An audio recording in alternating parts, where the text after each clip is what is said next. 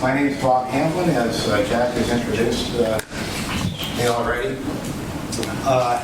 Have been involved with the Eastern Trail for about 10 years now. The Eastern Trail effort has been in place for about 15 years. And I guess I've made a solemn promise to myself, never talk about the Eastern Trail without mentioning John Andrews. Perhaps you've heard the name. John is a retired electrical engineer, and for many of those years, many of the lean years when he was trying to roll this rock uphill, he was just a persistent son of a gun. Without John, the Eastern Trail, we wouldn't be talking about it today. So kudos to John. Build a trail and they will come. My focus is pretty much involved with economic development and what the possibilities are with regional trails. This is not the best picture I've seen, but is the the bridge that was built over the Maine Turnpike down in Canada. John approached the then director of the Maine Turnpike Authority several years ago now, and we recognized at that point, hey, we can't be fenced in by the Maine Turnpike. We're going to have to cross the thing at some point. And John asked Paul, hey, would you build us a trail over the Maine Turnpike? And he didn't get an immediate, of course we would. But within a matter of months, Paul Violette said, we can do that. And it took years of planning, but that's basically the $1.3 million pledge that Mr. Violette made to the Eastern Trail, and we're pushing hard to get that sucker started before Paul was unceremoniously ushered out of office pretty recently. So think what you will of Paul Violette, but when we think of him at the Eastern Trail, we think of the bridge across the turnpike. Answer your question? Yeah. Was it sponsored by Walmart? What are we looking at now? Walmart should be out. Like I say, I've seen better pictures of the bridge. Walmart is, however, one of the several that we've tried. You're always looking for money, and we've actually, I think one of our guys got a $2,500 grant from Walmart in the recent past. How many have been on the Eastern Trail? Hey, that's I'm pleased to see it. Great, thank you. Well, as many of you probably know, there are many communities involved with this. I would point out South Portland and Scarborough in particular. They've been extremely active in developing trail on their own. The South Portland Greenbelt is a portion of the Eastern Trail, and as far north as the trail itself goes. Scarborough, too, has put hundreds of thousands of dollars into the improvement and construction of its trail. The Scarborough Marsh Trail, about 3 miles, was the first portion of the Eastern Trail, aside from the Greenbelt, to be constructed. And much more recently, in fact, the contractor's out on site right now, road crossings at Pine Point Road and Old Blue Point Road are being improved. About a $400,000 investment on the part of the town of Scarborough into its trail. Crosswalks are being built, flashing lights are being installed, sidewalks are being constructed. So great points to Scarborough for its investment in the trail. At this point, the trail winds its way down through those two communities, Old Orchard Beach, Saco, Biddeford, Arundel, and into Kennebunk. It ends right now at Route 35 in Kennebunk, and we are hoping that within the foreseeable future, we're going to be able to push it further south. So at this point, there are about 21 miles of the trail that are built.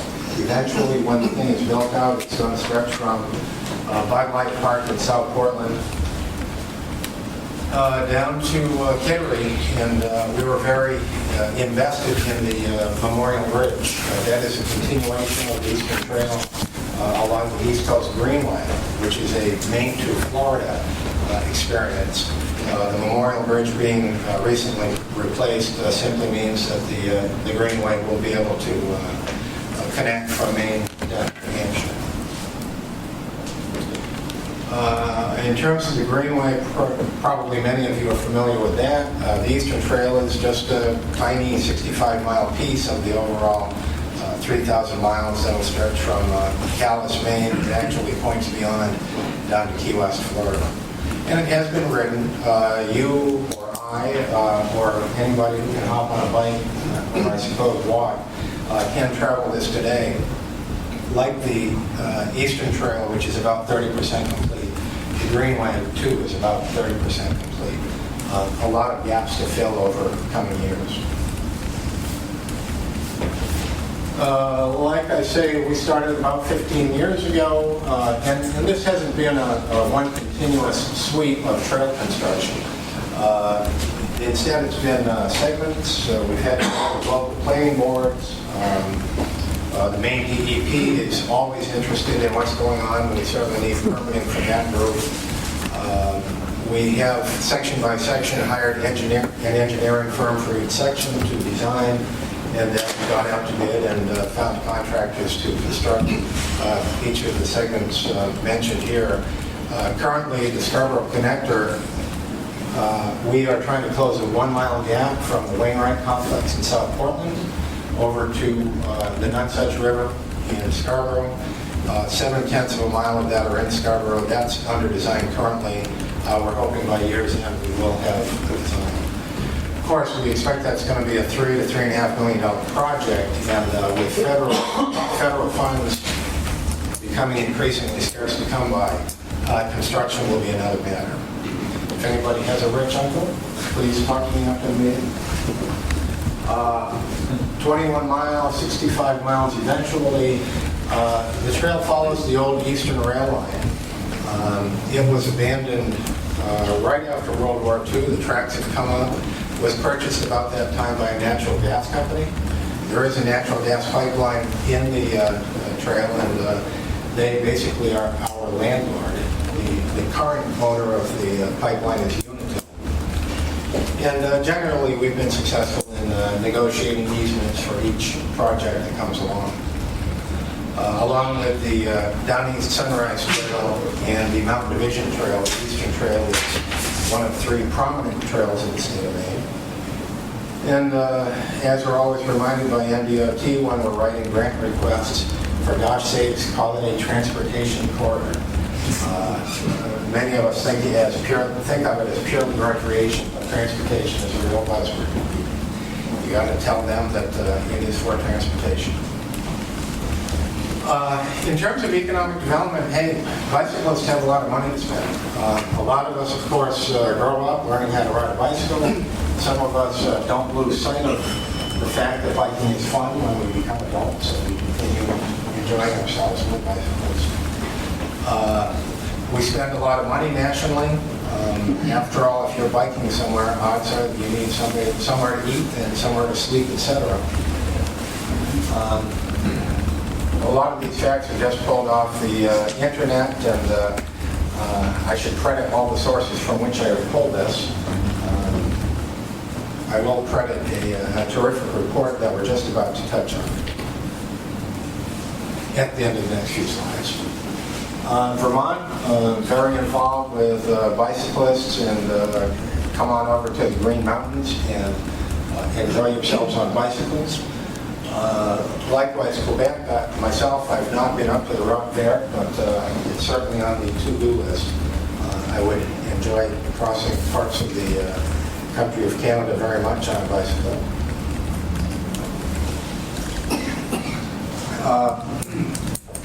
Hopefully some of you have been out to the Twin Cities, St. Paul, Minneapolis. They're doing a wonderful job out there with both regional and local trails. And once again, decision makers, policy makers are paying attention to the notion that if they go ahead and build facilities for trails, trail users, that folks will come along and put them to good use.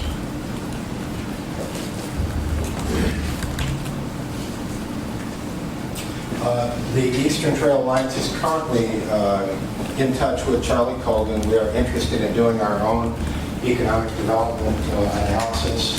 Hopefully we're able to roll this out by this coming spring. We'd certainly like the input from locals, but we want to, of course, catch the tourist crowd when they start showing up in May and June, and just understand why they're on the trail. Have they come here for the trail in part or in whole? We'd like to think eventually the trail will be a destination. So, of course, you're coming to southern Maine to enjoy the coastline, lobsters, etc., but that the Eastern Trail also was perhaps on your list as a destination. In terms of payback on investment, I think this speaks for itself. Since 2001, with the creation of the Eastern Trail Management District, 12 member communities have been paying initially $2,500 in annual fees. That's been $5,000 for about the past 10 years.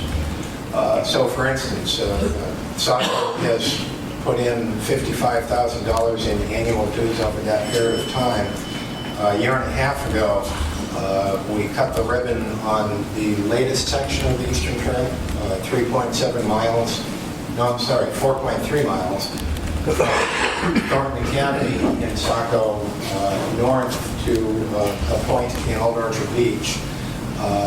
The value of the section in Saco, or the cost of construction, amounted to about $2.1 million. And people are pretty pleased with it. As soon as that trail was built and open, it began seeing use, and it hasn't slowed down a bit. In terms of investment in community, this is a before. A before shot. This is a crossing of the Kennebunk River. Again, it's the old Eastern Rail Line. That is a Unitil natural gas pipeline. It kind of surprised me as I got more familiar with the trail corridor. You mean this natural gas, high-pressure natural gas pipeline isn't buried 4 feet deep and encased in concrete? Hardly.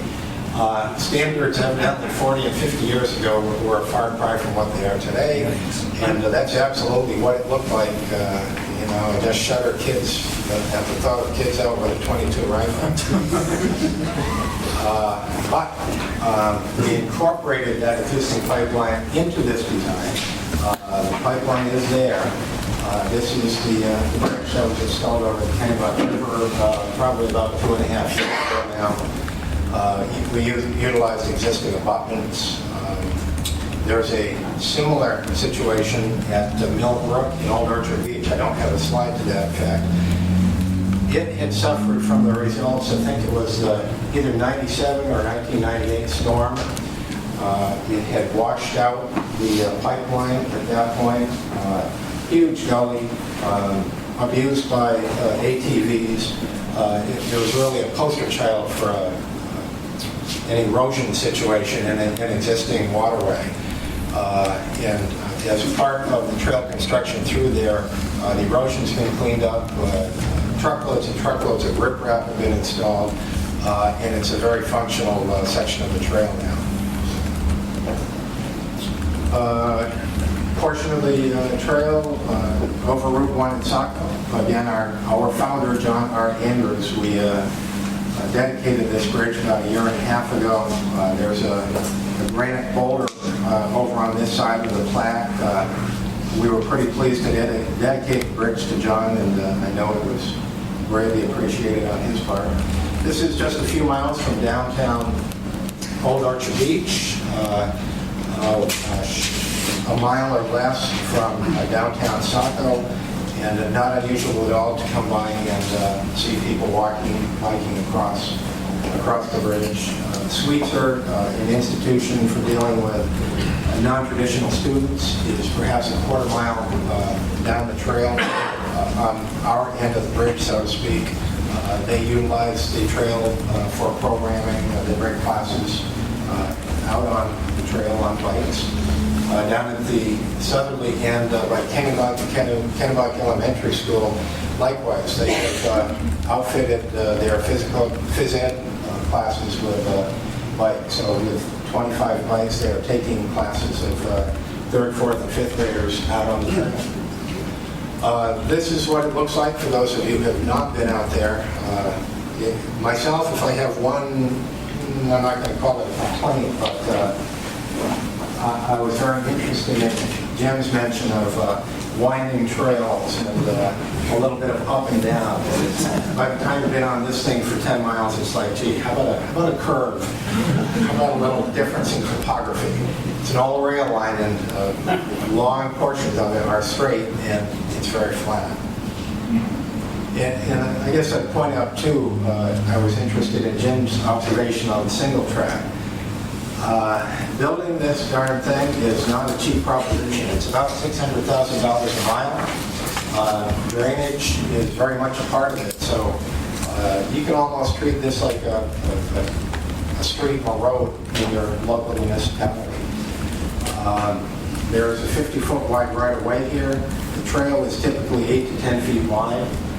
There's base gravel put down. There are a few inches of stone dust that are put down as a wearing surface there. We've been pleased with it. We certainly get requests for why is this not paved.